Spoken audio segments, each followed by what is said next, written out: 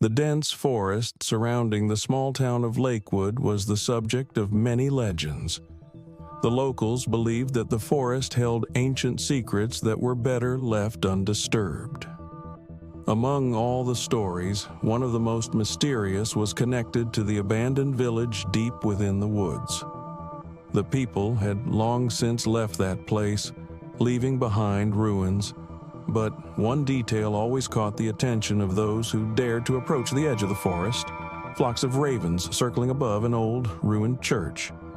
These ravens seemed too large and too intelligent to be ordinary birds. Their cries echoed far beyond the forest, creating an eerie atmosphere. The town's children would tell each other scary tales about how the church was inhabited by the spirits of ancient villagers, and the ravens were their guardians, protecting the village's secret from prying eyes. Michael Woods was a young researcher deeply interested in the paranormal. He had spent years studying strange and unexplained phenomena, collecting stories about abandoned places and investigating them from a scientific perspective. Rumors of the abandoned village and the ravens that guarded it reached him through one of his acquaintances, a local historian. Without delay, Michael decided to travel to Lakewood to investigate the mysterious church. He was confident he could find a rational explanation for what was happening, perhaps related to a rare natural phenomenon or an unexplained geomagnetic field. Upon arriving in Lakewood, Michael quickly noticed that the locals weren't too keen on his interest in the abandoned village. When he spoke to a few old-timers, they visibly avoided the subject and only darkly warned him against venturing into the woods. One elderly man, who seemed more talkative, gave him a long look and said, "If you don't want to lose your soul, stay away from those places, son." This warning only fueled Michael's curiosity. He rented a small cabin on the edge of the forest, where he planned to stay for a few days. He spent the first day preparing, studying old maps that still marked the village and gathering the necessary equipment. That evening, as he was drifting off to sleep, Michael heard the cawing of ravens from the forest. It was so loud and sharp that it seemed unreal. The raven's cries sliced through the silence, filling him with an inexplicable fear.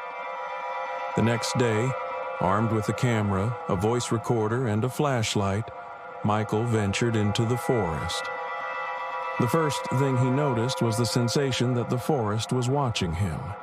It felt as though the trees were bending over him, hiding something important from his view. The path became increasingly confusing, and even though he was following the map, Michael realized at some point that he was lost. After hours of wandering, he finally stumbled upon a narrow, barely visible trail leading to the old church. As he approached, the air around him seemed to thicken. The ravens' cries grew louder, and Michael saw them. Dozens of birds perched on the church's ruins and surrounding trees. There was something disturbingly human in their gazes, making him feel deeply uneasy. The church had been ravaged by time. The roof had collapsed, and the walls were covered in moss. Inside, a heavy silence reigned, broken only by the faint rustling of the wind. But as soon as Michael stepped inside, he felt the air change. It was cold and dense. The floor was littered with the remnants of old icons, and in the center stood an altar, seemingly untouched. Michael began to examine the church, photographing and recording his observations on the voice recorder. But the further he went, the more he felt that he was not alone. At some point, he heard a faint whisper coming from the corner of the room. Approaching closer, he saw something strange. A small wooden figurine engraved with mysterious symbols. The figurine seemed out of place, and when Michael touched it, he felt a sharp prick in his fingers, as if the figurine was alive. Suddenly, the church grew even darker, though it was still the middle of the day. The ravens began to caw louder, their sounds merging into something resembling a sinister chorus. Michael felt something invisible approaching him. He started looking around, but saw nothing. Then, completely unexpectedly, he felt a presence behind him. Turning around, he saw a silhouette slowly emerging from the shadows. It was a person, but something was wrong with their face. It seemed distorted, like in an old mirror. Overcome with a wave of fear, Michael tried to step back, but his feet seemed rooted to the floor. The silhouette kept getting closer, and with each step, its features became more horrifying. Finally, when the figure was within arm's reach, Michael noticed that it wasn't a person at all, but something else. Something that might have once been human, but had now become something different. Something soaked in hatred and sorrow. With great effort, Michael managed to pull his feet from the floor and ran toward the exit of the church. He ran without looking back, feeling the gaze of those ravens on him, which now seemed far more sinister than just birds. Outside, he noticed that the forest around the church seemed to come alive. The trees were bending, forming a tunnel that seemed to lead him back into the depths of the forest. Panicking, he ran away, but couldn't shake the feeling that the place didn't want to let him go. The forest seemed to resist his departure, but after a while, Michael finally emerged onto the old road leading back to town.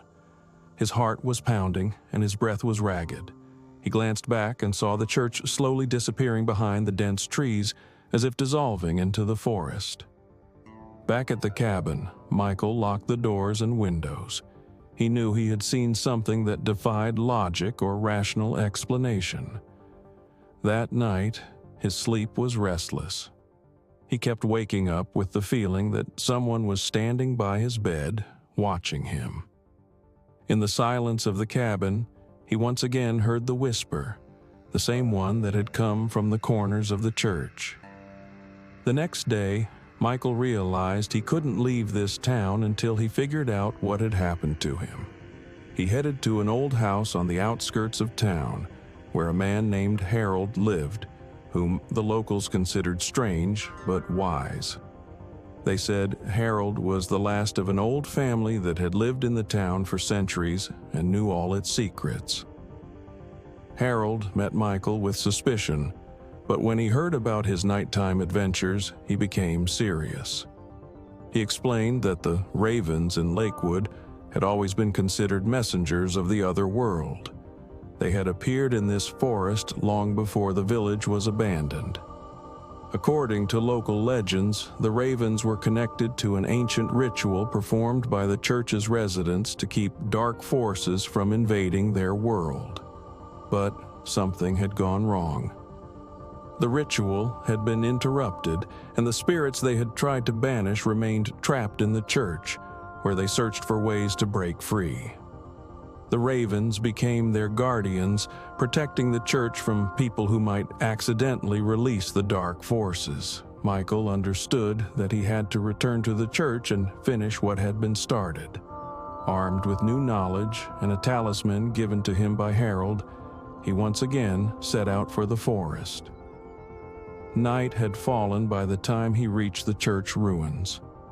The ravens were already waiting for him, and their cries were louder than ever. Michael's heart pounded as he stepped inside the church. This time, the air was even thicker and colder. In the center of the altar, he saw the same figurine he had left behind. Michael realized that it was the key to everything that had happened. He approached it and, holding the talisman in his hand, recited the words Harold had taught him. At that moment, everything around him changed. The ravens began circling above the church, forming a dark vortex. Within the vortex, images of those who had been trapped here for centuries appeared. Michael felt a strong gust of wind that knocked him off his feet, but he kept repeating the words until the vortex began to fade. Finally, everything went silent. The church was engulfed in stillness, and the ravens had vanished as suddenly as they had appeared. Michael fell to his knees, feeling all his strength leave him. He knew the ritual was complete, and the spirits that had haunted this place had finally found peace. Returning to Lakewood, Michael felt he had finally understood what true fear was and how thin the line was between the world of the living and the world of spirits. He would forever remember this encounter with the unknown, and in his heart remained the feeling that some secrets were better left undisturbed. This experience changed him, making him realize that not all phenomena could be explained rationally, and that sometimes it was better to leave mystical forces alone. Michael left Lakewood, but the ravens that had once guarded the church remained in his nightmares, reminding him that not all doors in our world should be opened.